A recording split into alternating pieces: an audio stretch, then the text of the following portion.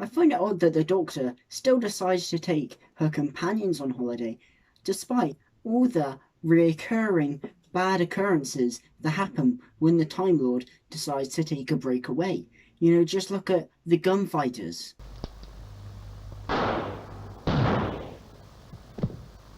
Paradise Towers. Martinez! Back to the lift! Take Doctor back!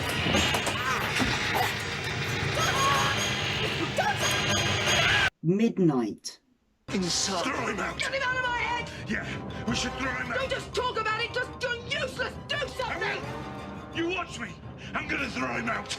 And the girl who waited. There can only be one Amy in the TARDIS. Which one do you want? It's your choice.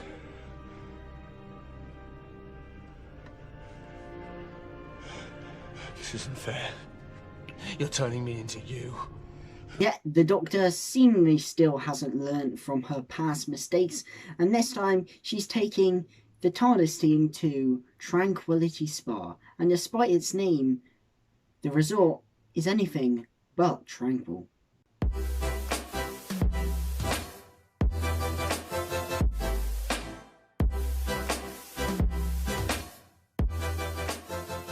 Yes, hello guys, and welcome back to another late review of Doctor Who Series 12. This time we're back reviewing Orphan 55, the third episode in the new series of Doctor Who, the second story, this time not written by Chris Chibnall, but Ed Heim, who wrote last year's It Takes You Away.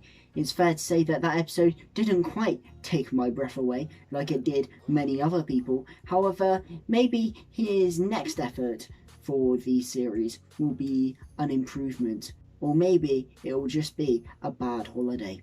Yes, you know when you get those episodes of Doctor Who that you really enjoy, and then you just look at the general consensus and no one else really seems to like it, and you're kind of like, it just kind of perplexes you a bit. Now, this usually happens, for me at least, once per series. Last series, I think it was Arachnids in the UK, and this time it seems to be Orphan 55, because this episode has been getting a fair amount of hate from people online, and to be honest, I rather enjoyed this episode. Now, is this episode perfect? No.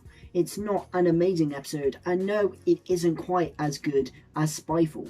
However, in my opinion at least, I still thought it was head and shoulders above most episodes last series, and was still enjoyable from beginning to end, like any breakaway should be.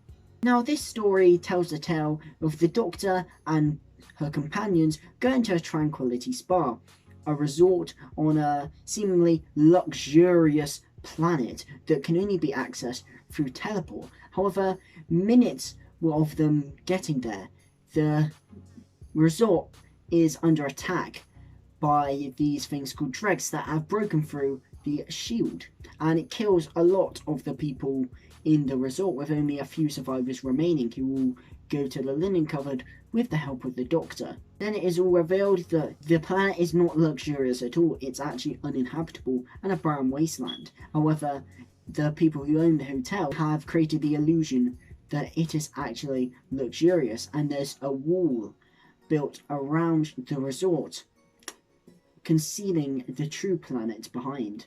The planet is really Orphan 55, an orphan planet named that way due to it being abandoned and evacuated. However, seemingly there are some life forms that have remained, and after they take one of the holidaymakers named Benny, the Doctor and the companions, as well as a group of rest characters, go off outside the resort limits into the uninhabitable wasteland to retrieve this holidaymaker. However, something seemingly even more interesting is afoot, and is Orphan 55 really as alien to the Doctor's companions as they seem to think? Now, I kind of had a bit of worry going into this episode because the trailer, it seemed very familiar, and that was because it reminded me a lot of the previous series and the stories in the previous series. It reminded me very much of something like the Saranga Conundrum, and while this episode is similar to the Saranga Conundrum in some ways, it also improves upon that story a lot, and it improves upon most of Doctor Who Series 11. In my opinion, Ed Hyam has written a much better story here than with It Takes You Away. Sure, there was potential with It Takes You Away to be great, but it just got bogged down on it being convoluted and confusing stuff just explained through endless amounts of exposition, and it just left you perplexed. Added that with the wasted potential of the Norwegian theme, as well as the whole idea of the creature attacking the house in Norway, which was just abandoned, added with the fact that the anti-zone looked incredibly cheap, and the frog speaking through the voice of Graham's dead wife is just not a very good image. That episode fell rather flat for me, though I did later commend it for at least trying to do something a bit more complex than most of the episodes of that series. It didn't really make it any less convoluted.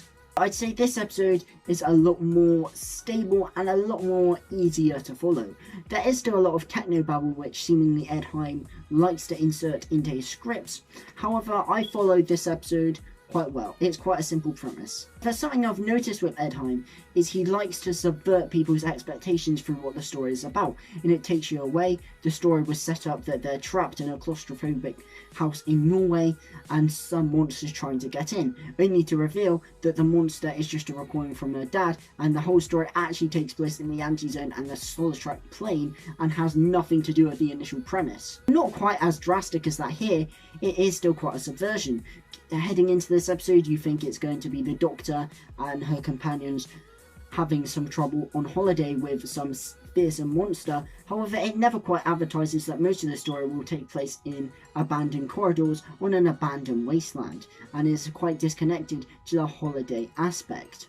Although something I will say is, despite it being very different to what was advertised, it does still keep a better connection to the original blurb of the story than It Takes You Away did. It was a lot more focused, and the linkage between the ideas here were a lot better connected, rather than It Takes You Away, which just felt that Ed Hyam is just lobbing darts at a board and seeing which ones actually ended up on the board, and whichever ones did, he'd just throw all into the story, rather than just adding in ideas that actually fitted with the actual story.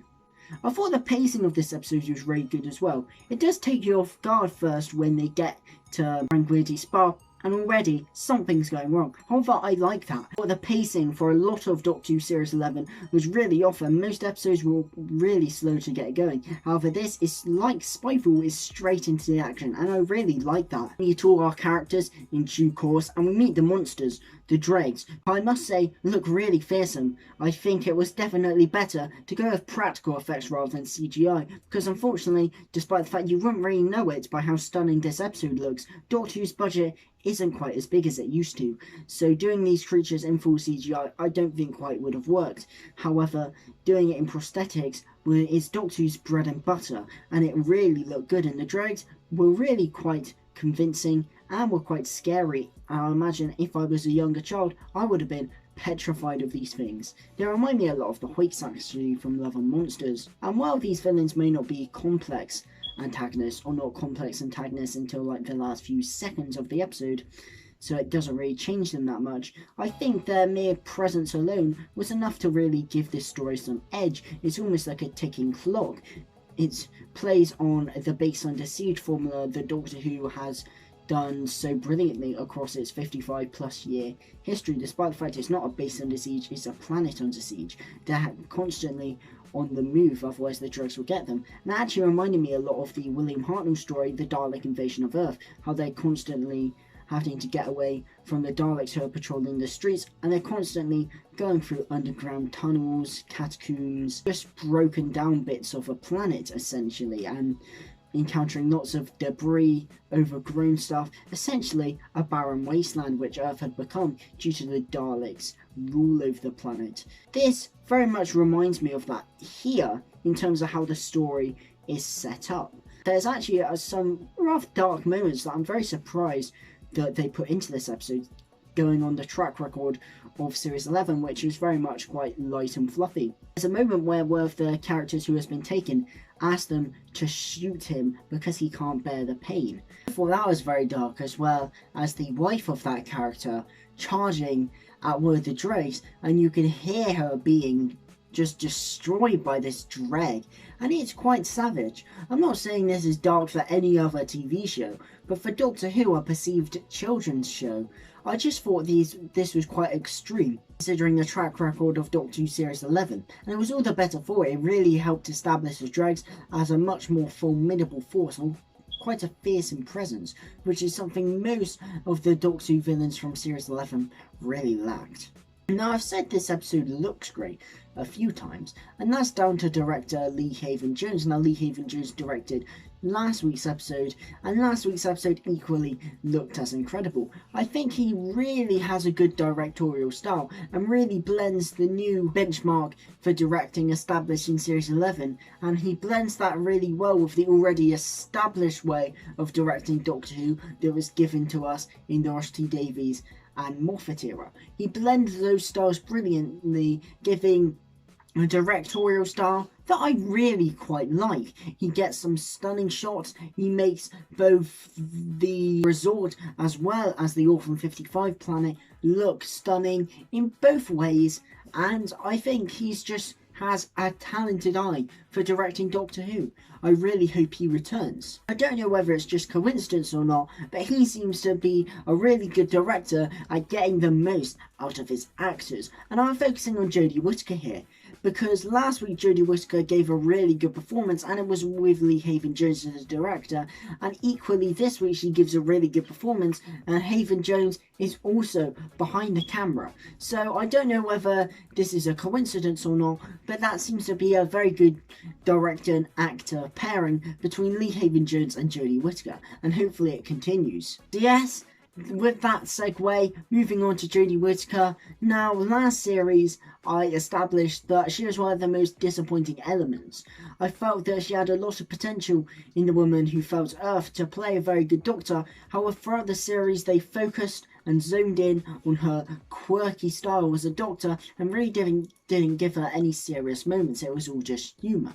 Added with the humour really being quite poor, it relied on either slang or references to current things that were really going to date the episode. It made the Doctor seem rather irritating. However, it's nice to see Chris Chibnall actually listening to constructive criticism and taking that on board when making Series 12. While in Spyfall Part 1 there was some of the annoying Series 11 13 creeping in Spyfall Part 2, the Doctor was very good. Not only was she authoritative, but she took control of the situation, took things seriously, and got the best out of the guest performers, as well as having really good confrontations between her and the Master. And Jodie Whittaker completely sold that final scene where she realises Gallifrey was destroyed.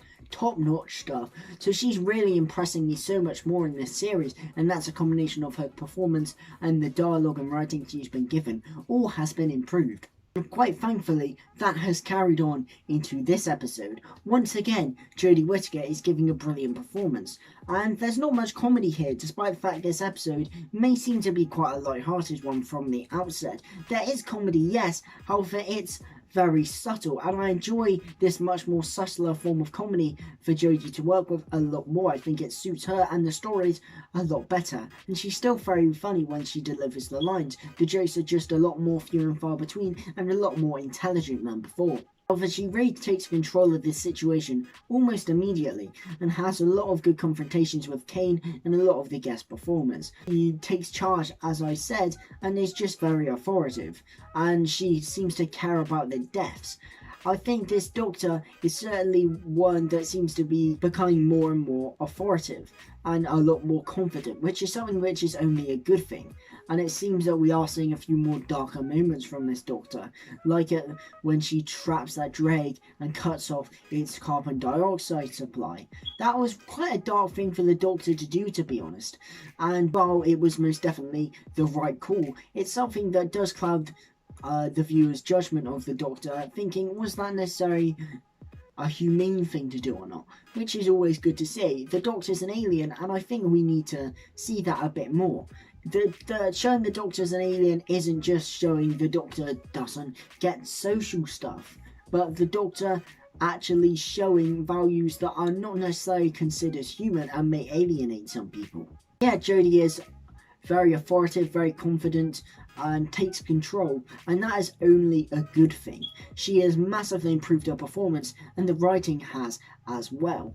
Top-notch marks for Jodie. I'm really enjoying her Doctor a lot more than I did last series, and what I'm looking forward to in each episode is her as the Doctor now, which is only a good thing if she can keep up the performances and the writing can keep up to this high standard.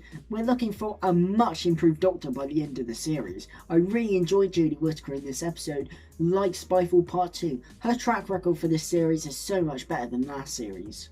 And moving on to the companions, they don't really get a lot to do because there's quite a big guest cast. Yaz and Graham don't really get much to do. Yaz gets a bit, but not really much. In that aspect, it seems a bit like a Series 11 episode. Graham has some nice comedic elements, and particularly towards the beginning, the Speedos joke I thought was particularly funny. However, he does not get much to do either.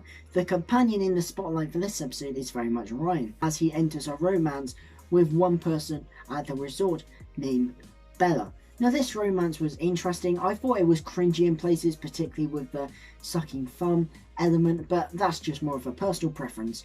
And I don't think it was completely sold at the end, just because Bella turned out to be the villain, and I don't think was quite redeemed. Therefore, the final kiss between Ryan and her, I don't think really felt as impactful as I think A Time had intended it to. However, Ryan, he is decent in this episode with obviously a bigger role. Tosin Kolke's not the best actor.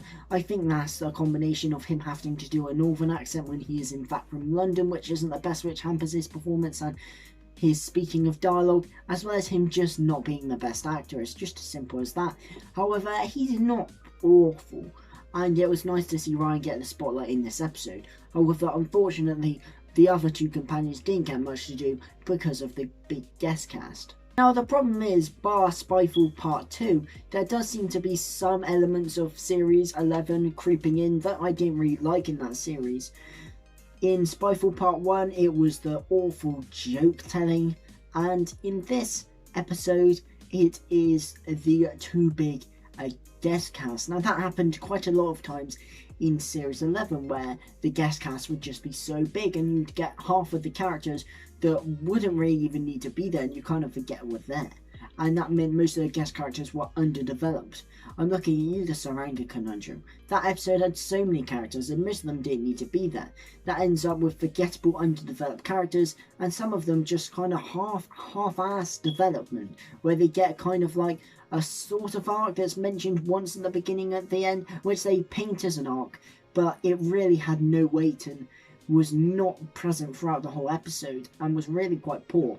That's not to say this episode handled its guest cast as badly as the Saranga Conundrum did. However, unfortunately, the guest cast is too big for this type of story, and that impacts Nemzi and Silas the most. This is a father and son relationship, however you barely see it. I have been informed that the boy who plays Silas is a good actor, and he showed that in this episode in the sparing moments he was given, and I believe he was in his Dark Materials and was quite good in that. I haven't seen it personally, although apparently he's quite good in that, so it seems like he was a bit underused for such a good child actor. However, the one I'm really talking about is Namesy, played by James Buckley, the one and only Jay from The Inbetweeners. Now, I love The Inbetweeners. It's easily the best comedy of the 21st century, and James Buckley's performance as Jay, it really contributes to that, and he's usually good in other things such as White Gold. He's a very funny guy. However, in this episode, despite him being the only guest character to appear in the Next Time trailer,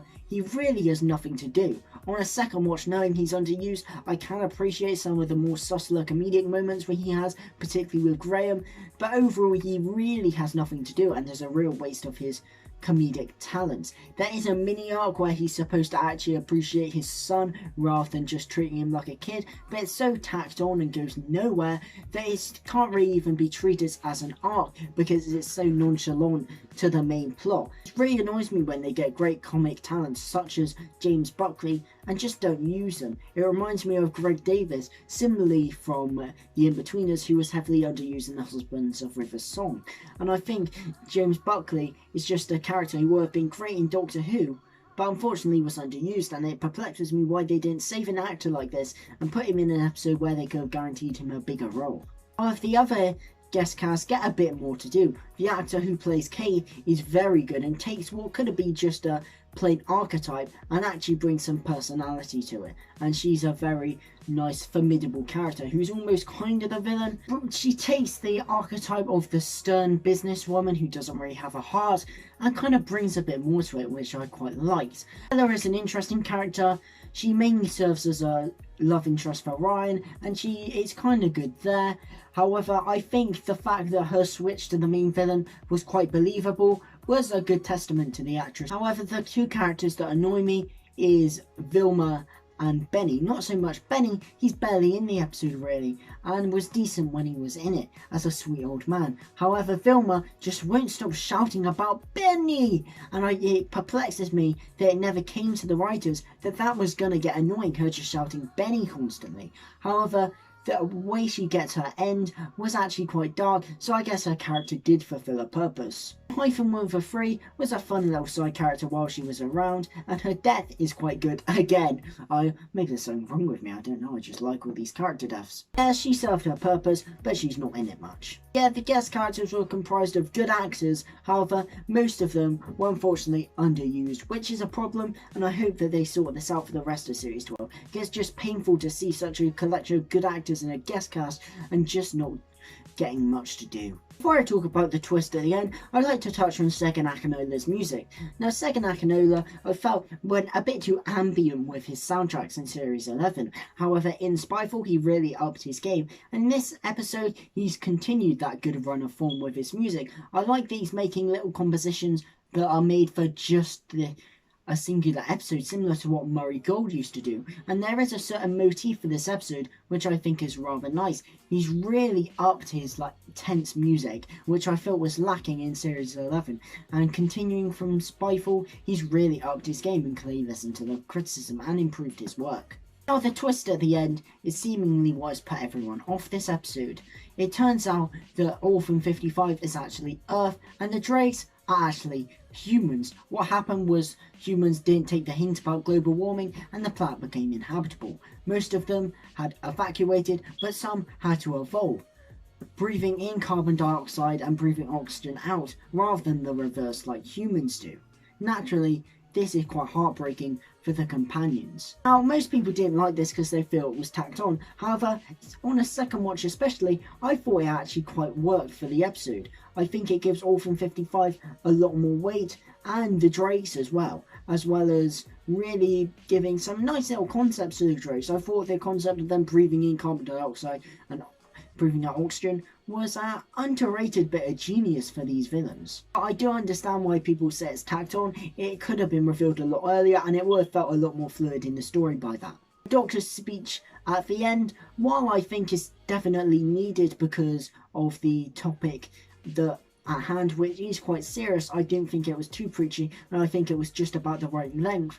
I do understand people feeling it was tacked on. However, people seem to love it in the Saigon inversion when Capaldi made a speech, so I don't really see the difference here. It could have been integrated into the story a lot better, but ultimately I think it was an important message. I don't think it felt too out of place at the end of this episode.